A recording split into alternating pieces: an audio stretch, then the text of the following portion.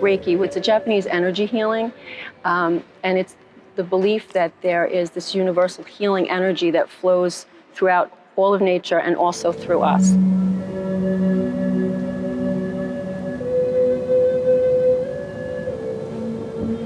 And when there's blockages in the energy, it can lead to disease, or it can lead to pain. And when you do Reiki, you move the energy, you balance the energy. It also helps with pain, it helps with stress, it helps with relaxation.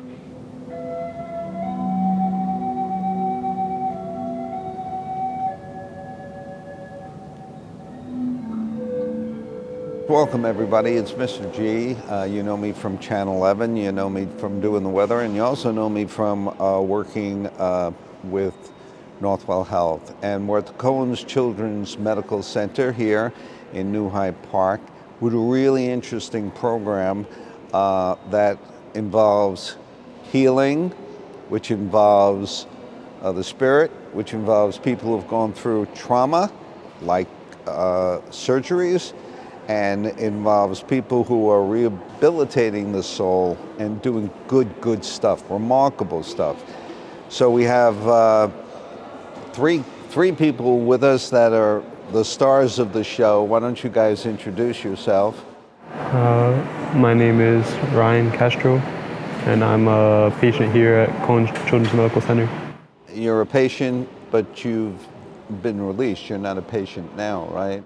I just come for checkups now. You just come for checkups, right. And I heard that because of this trip, you're not going to school today, is that right? Yeah. And you are? My name is Clarivel Rodriguez. I'm Ryan Castro's mom, and we have been here at Cohen since September 2021, when Ryan was diagnosed. And now he's in remission as of April 1st of this year, 12th grade, and we're working on colleges and checking out where he's going to go to college. And you are? My name is Kathleen O'Kane, and I'm the coordinator of the caregiver program here at Cohen Children's Hospital. And we offer holistic therapies to the staff, to patients, and to the caregivers.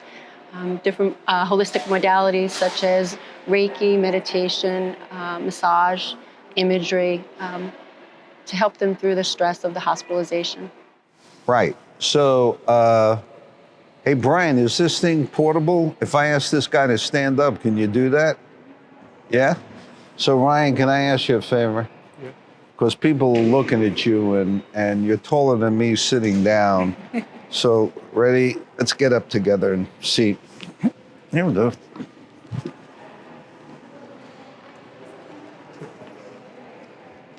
How tall are you, Ryan?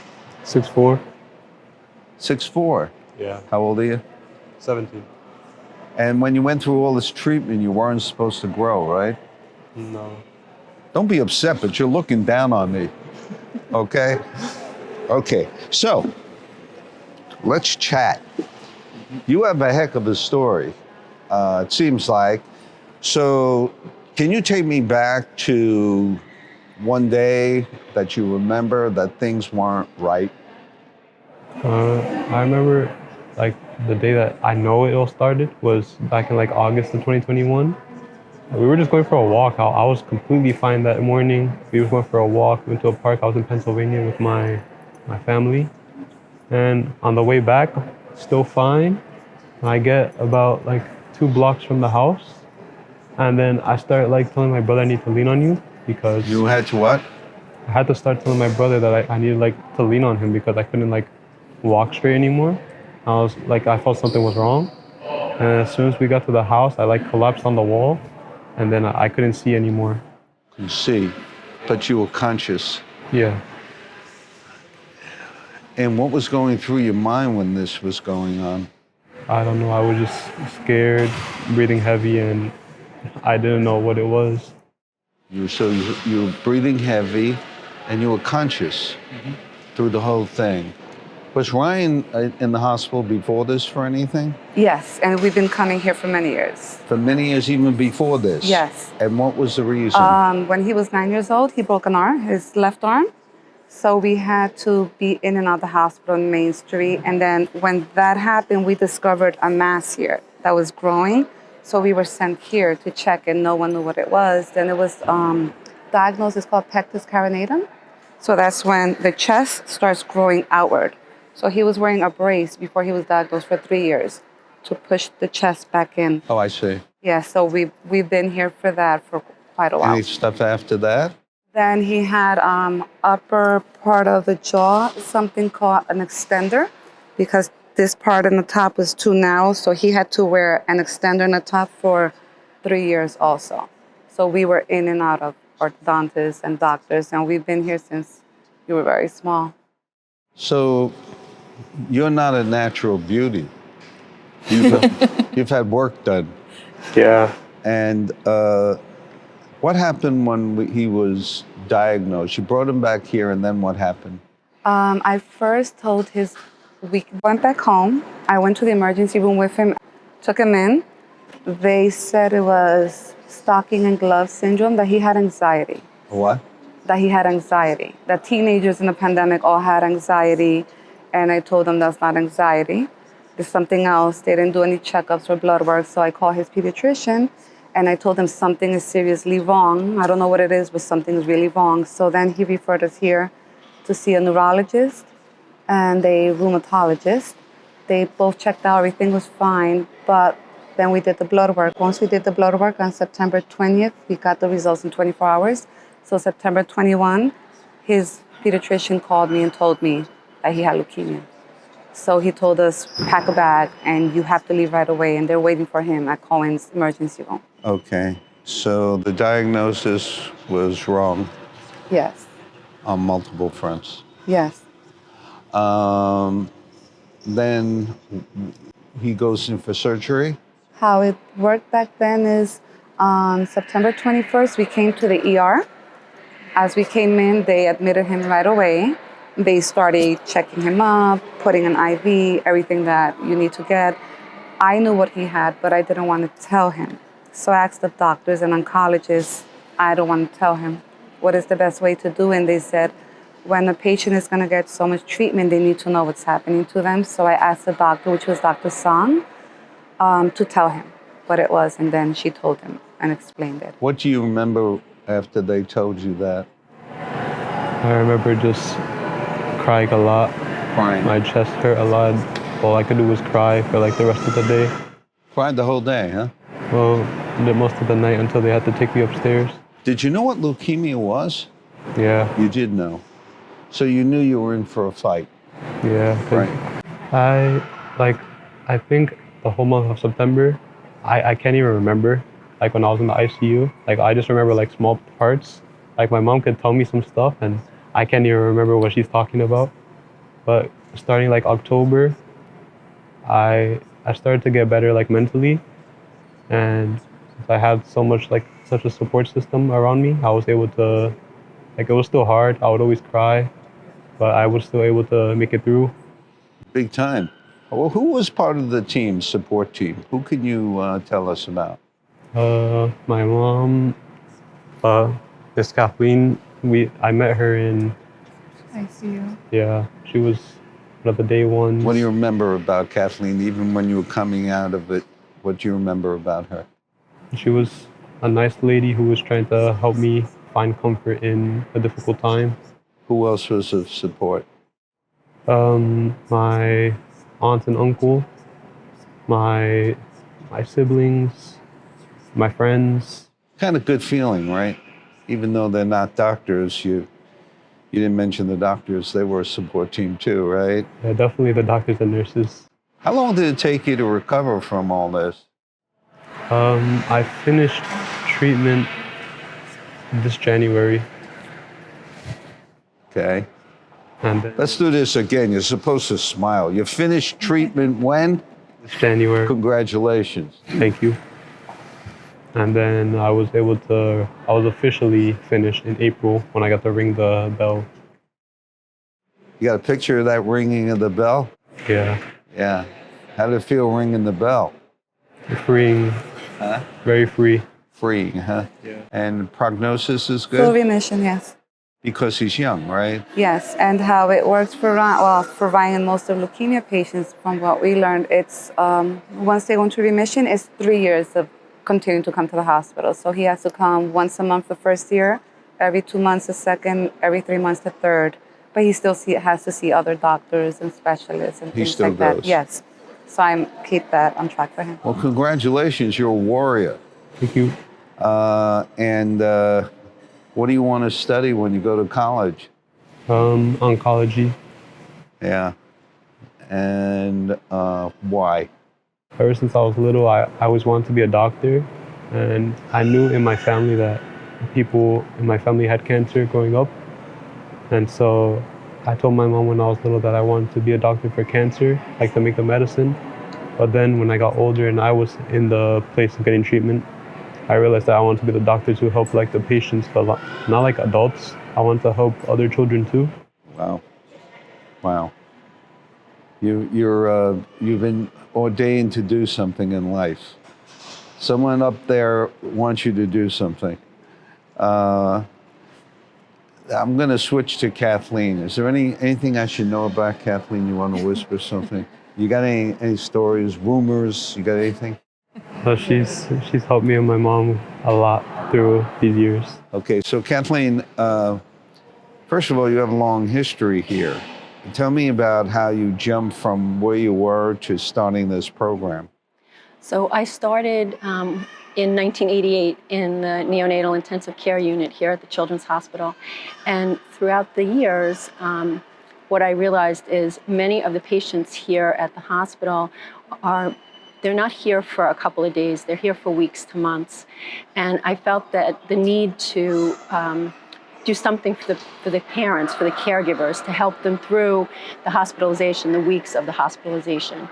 And along my journey, I also had some health issues, and I found healing in holistic modalities. And because of that, I went on to become certified in holistic nursing and become a certified holistic coach. And in Certified holistic coach? Coach, What yes. does that mean?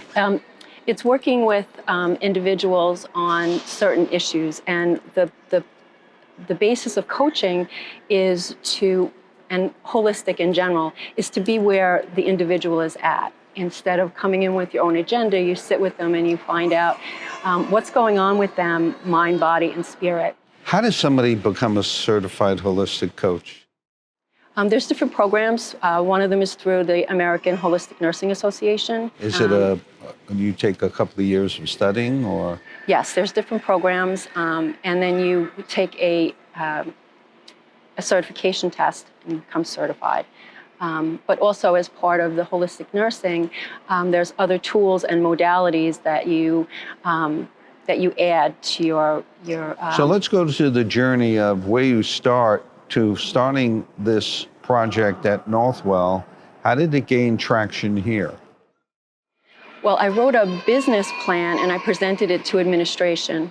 And in the business plan, I talked about how our patients are here for weeks to months. But as part of the business plan, I wanted to create a program that would assist the patients, the family caregivers, and the staff that works Right. here at the Children's Hospital. So when I presented the business plan to administration, they loved it. They thought it was a wonderful idea. But for the next 3 years, I worked part-time in the neonatal ICU, and 1 to 2 days a week, I did the caregiver program. On Tuesdays, we offered the caregiver program to the family caregivers, and on Thursdays, we would offer modalities to the staff. How did you get to these chairs that vibrate, to these Reiki? How did you get to that? Well, the initial program, when I presented it to administration, was to offer Reiki, which is it's a Japanese energy healing, and it's the belief that there is this universal healing energy that flows throughout all of nature and also through us.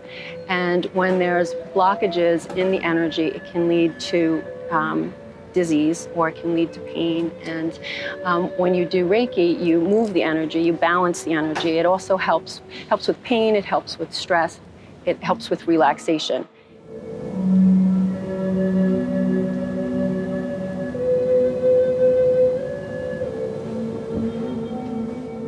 It's done with hands above the body or gentle touching. It can be done on a massage table or in a chair. Here at the Children's Hospital, when we do it for patients or for staff or even for the family caregivers, we do 15-minute sessions. And we do the shorter sessions because we want people to feel that they have the time to come, that the family caregivers will be able to come down and see us, or we can do it in the room, so that they don't feel like, oh, I can't get away from the bedside for that amount of time, or the staff members feel that's too much time, I can't get away. So they come down, the appointments are scheduled every half hour, but the session is 15 minutes. Sometimes they need a little bit more, sometimes they need a little bit less. Can they try this on me? We can do Reiki with you, yes. They can do Reiki on me. I need about 11 hours. Call up my boss. Tell him I'm not coming. So did you take this Reiki? Did you do it? Yeah, it was very calming and relaxing because whenever I would be stressed or something, it's like when she would perform Reiki on me, I could literally feel the stress like leaving. That's something. Were you a believer before this, or were you questioning what it was about? I was definitely questioning it before, but It looked like what? Magic?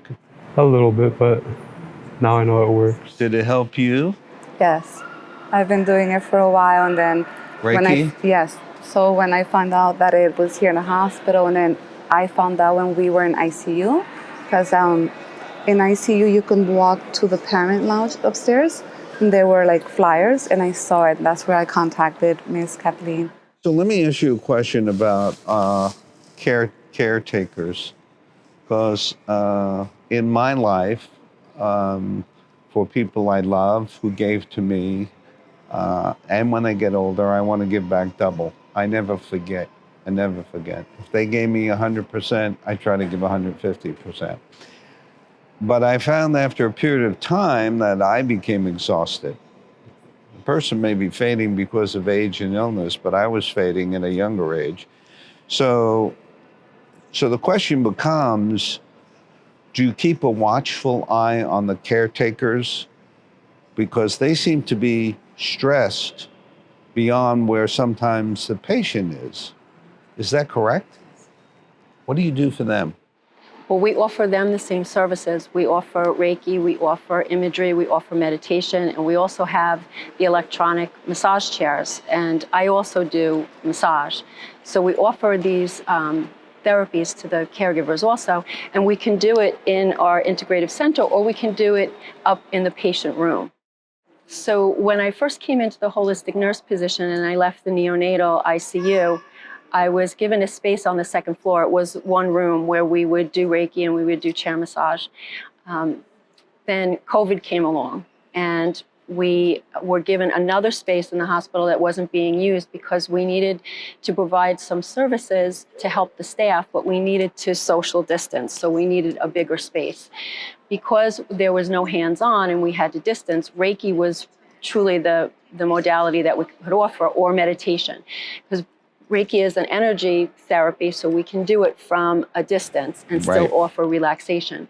So during that time, people realized that they needed to take care of themselves. Right. And even after COVID, because the Children's Hospital became very, very busy after COVID. So our program expanded. We were able to hire 2 more holistic nurses. So I'm full-time. We have a part-time holistic nurse and a per diem holistic nurse. We also have 2 Reiki masters that work with us. And we needed a bigger space because we had more caregivers coming, and we also had more staff members coming that were looking for ways to decrease stress. We work with child life, we work with social work. We've even had some of the rehab, the OTPT, they'll call and they'll say to us, could you come and see this mom? She's really stressed, and I'm gonna be working with her daughter, so I'm gonna send her downstairs. So the parents feel like they can leave because they're not Does leaving. this work all the time? Or do some people need medication and it works? How does it work? Well, we work With with the doctors? the doctors. Absolutely, it's not one or the other. Do the It's- doctors believe in what you're doing? yes. They do. Yeah. They do. Are you a believer now? Yeah. Is it kind of like magical that somebody comes in to heal you, you are healed, but somehow you feel you're giving her something back? What do you think you're giving her back as a healer? It's really a relationship. It's not me doing the healing. It's us working together to bring about the healing. Is everybody a candidate for it? Absolutely. Oh, that's something. For the Reiki, yes. The only time you wouldn't do Reiki is if the people don't want it, but it can be done with anyone. It's a very gentle I would try technique. that. I would try that. What about him, that guy over there? You think, is he a candidate for If it? he's open to it, sure. Okay, you can handle that one by yourself. Is there a cost involved here? No, the services to the staff and to the patients are free. There's no free. cost. I think that's an important point. Thank you, Brian. Something else that you would like to say? No. You feel blessed in a crazy way? I love I mean, it, it's yeah. cursed that you got it, blessed. Blessed that I have the experience in a weird way. It's weird to say, always. And Mom, you have a great smile. What's in your spirit that makes you keep this smile? I always told Ryan since he was little, and my children, I have 3 children, that if I were to say my story, you would think, oh, she would never smile. You've had cancer. How many times? I had thyroid cancer in 2014, and so I'm 10 years, always knock on wood, 10 years cancer-free. And I also had a tumor on my right shoulder after I was diagnosed with cancer, and that came out benign. So Look where you it's are now. weird because I had it, and then I was worried always if my children would get it because mine was genetic. But then when he had it, I was able to understand how to take care of him. But I believe that we're here for a reason. And before I had Ryan, I always wanted to volunteer at Sloan Kettering for the Children's Cancer Center. But when I was in college, I couldn't do it. And then when this happened with Ryan and we were here, I was like, oh, sometimes you're placed in a place for a reason, but you don't understand why. And it's kind of, in a weird way, full circle, because I had that longing when I was younger, and then my son wants to be a doctor also for children with cancer. So it's weird, but I understand it. What a journey. Yeah. You two have been through quite a journey. And what I find amazing is you really develop teams that support you. My final question, what is it about the culture at this hospital? You mentioned administration, buying into it. What is it about Northwell Health that is so supportive? The Cohen administration is amazingly supportive because this program, we don't bring in any physical money, but what you see is that there's increased patient satisfaction and family caregiver satisfaction and also employee satisfaction because they feel valued and cared for. It's a good place to work. It's a very good place to work. Good place to go. Yeah. Good place to get support. Yeah. Ryan and Clarivel still come to see us. When they come in for their monthly appointments, they text us and say, do you have anything available? I'd like to come for Reiki. You should use him more as he gets older and taller. Okay.